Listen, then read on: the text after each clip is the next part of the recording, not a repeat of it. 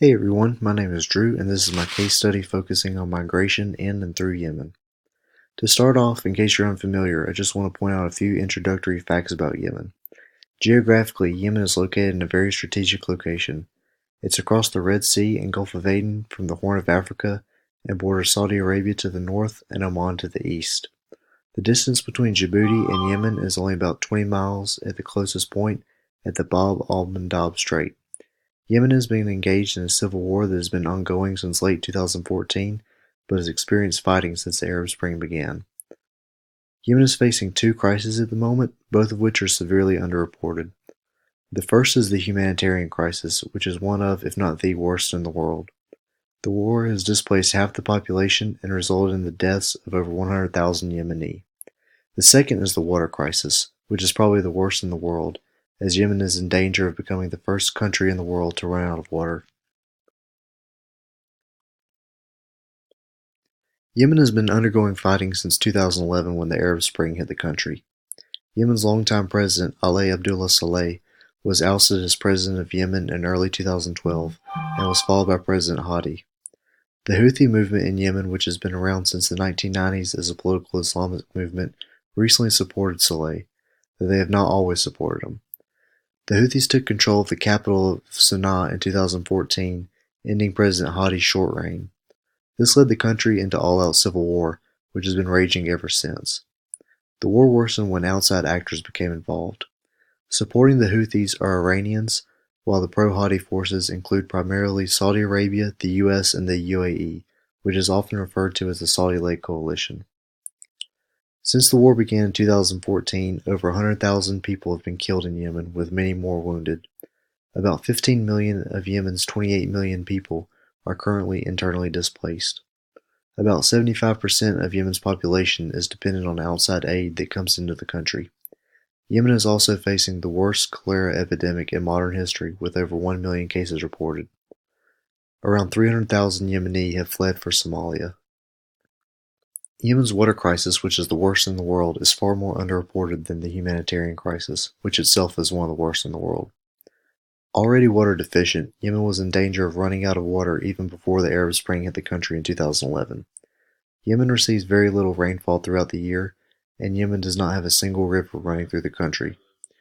Much of the water used in Yemen goes to growing the drug ghat, which is chewed by nearly everyone in the country. Prior to the war, Yemen's government did an extremely poor job of regulating and managing water use in the country. Aside from wasting water on ghat, Yemen's water infrastructure is among the worst in the world. It is estimated that around 50% of water that travels through Yemen's pipes is lost to leaks, and keep in mind that this was before the war began, so I'm not sure what that number is now. The war has exacerbated Yemen's water crisis due to airstrikes on water infrastructure. The aforementioned cholera epidemic was started when a Saudi airstrike hit the Sana'a wastewater treatment facility, rendering the facility incapable of filtering water and allowing untreated water to spread throughout the city and neighboring areas. Another example is the desalination plant in Mocha, Yemen, which was hit by a Saudi airstrike. This plant supplies water to nearby Taiz, the third largest city in Yemen. And so by now I'm sure that most of you have picked up on a key problem with Yemen, and that's geography. Yemen is located in a very strategic area, as I mentioned earlier, with the Red Sea to the west, the Gulf of Aden to the south, and opening up to the Arabian Sea in the southeast. And these bodies of water feed into the Suez Canal. So if you're going to or from Suez, you have to pass through Yemeni waters. But for migrants, this is a real problem. The neighboring countries in the Horn of Africa across the Bab al-Mandab Strait are unfriendly, of course, as these are where most of the migrants are coming from. And you certainly don't have many migrants that are stopping there. As I mentioned earlier, aside from the dangers of these countries in the Horn of Africa, crossing into Yemen is dangerous, and once you get into Yemen, the situation is possibly the most dangerous point of the route. Once you get into Yemen, it can be difficult to travel through the country. Of course, as I mentioned before, most migrants that enter Yemen are trying to get to Saudi Arabia, but it's a difficult road to get there. Yemen is already a fairly difficult country to navigate given the rough terrain of the mountains that cover the western side of the country, the desert in the east, and the poor roads throughout.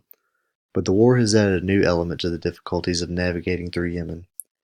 On the ground, Yemen is completely chaotic. Much of the infrastructure in Yemen has been destroyed due to the war, making it even more difficult to navigate, along with the added danger of navigating through war zones.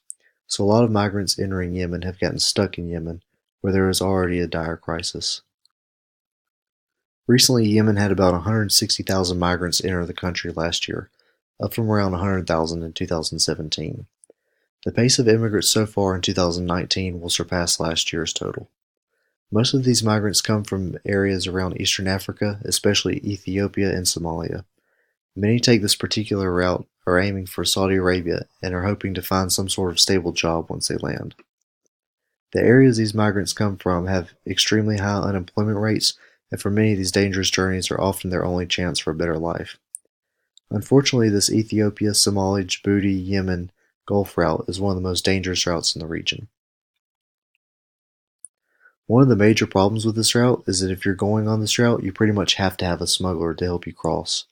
Oftentimes, migrants are kidnapped, tortured, held for ransom, raped, or even killed. The route is comparable to the Central Mediterranean route that runs from West Africa through Libya and into Europe. Due to the ongoing war, it is extremely difficult to keep up with just how many migrants are being trafficked through Yemen. IGOs have had an incredibly difficult time keeping up with the amount of casualties, amount of IDPs, as well as the amount of migrants coming in and out of Yemen. There are a few thousand migrants that actually get detained by Yemeni authorities, but given that these migrants aren't exactly the number one priority for the government of Yemen at the moment, they are often housed in dilapidated buildings and receive little attention or care. Last year, there were 274 migrants that died crossing the Red Sea and Gulf of Aden into Yemen, but keep in mind that first off, these are only the casualties that were reported. We can be certain that there were many more that were underreported, and secondly, these are only the ones that drowned crossing the sea. Unfortunately, it is estimated that far more died throughout the journey. For migrants that make it across the Saudi border, the journey is still difficult. Getting across Saudi Arabia is very dangerous. It's a completely open desert and sand-filled land, and it's dangerous to cross. For migrants that do settle down in Saudi Arabia, in 2017, the Saudis began cracking down on undocumented migrants. It's estimated in the last 2 years, Saudi Arabia has deported about 300,000 migrants back to Africa. So once they get to Saudi Arabia, there's no guarantee of staying there. And so to conclude, Yemen is a really interesting situation in the Africa-Middle East migrant crisis. And it all starts with the civil war in Yemen. It's made getting out of Yemen extremely difficult for those that want to flee, and it's made getting through Yemen extremely difficult for those that want to get to Saudi Arabia. And it's just made being in Yemen risky for everyone involved.